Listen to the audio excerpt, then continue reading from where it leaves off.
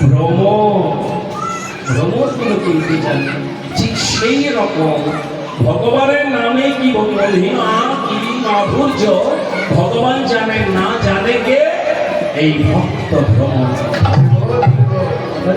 আমরা তো বলে থাকি ভক্ত, আমরা বলে থাকি ভগবান নাকি পূর্ণ ঐশ্বর্যমান, সব কিছু নাকি ভগবানের কাছে আছে, আমরা বলে থাকি ভগবানের কোনো জিনিসের অভাব নাই।